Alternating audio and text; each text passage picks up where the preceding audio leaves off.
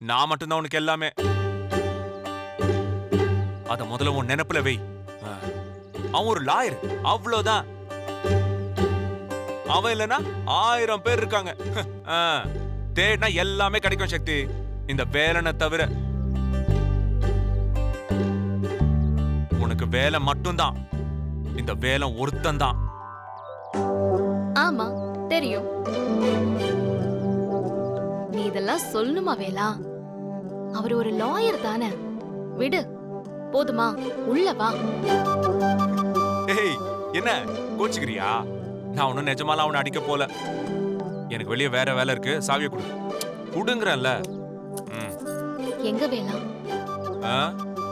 பிரகாஷ் மாற்றான இடத்துக்கு போய் ஏதாவது தடயம் கிடைக்குதான்னு பார்க்கணும். போதுமா? நானும் வரட்டுமா? ஏய், யாரு நீயா? சக்தி, ரத்தத்தை பார்த்தாலே நீ மயங்கிருவ. பாப்பா, இது யுத்த பூமி.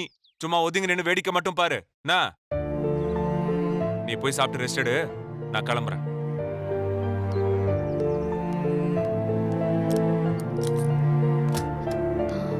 வேலா, உன்கிட்ட நான் ஒரு முக்கியமான விஷயம் சொல்லணும். என் மனசுல இருக்கிறதெல்லாம் ஓப்பனா சொல்லணும். அப்பா கேஸ் முடியற வர நான் அதை தெரியப்படுத்த வேணான்னு நினைச்சிட்டு இருக்கேன். முடிஞ்சதும் நானே சொல்றேன். புரிஞ்சிருச்சு.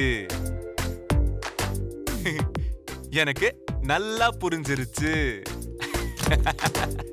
கல்லுக்குள் ஈரம், முள்ளுக்குள் ரோஜா. எல்லாம் எனக்கு புரிஞ்சிருச்சு. உங்க அப்பா வெளியே வந்ததும் அதே சந்தோஷத்துல என்ன லவ் பண்றேன்னு அன்பா சொல்ல போற.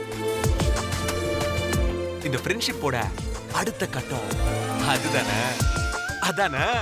ஐயோ, என் சக்திக்கு என் மேல காதல் வந்துருச்சு. காதல் வந்துருச்சு. ஐயோ,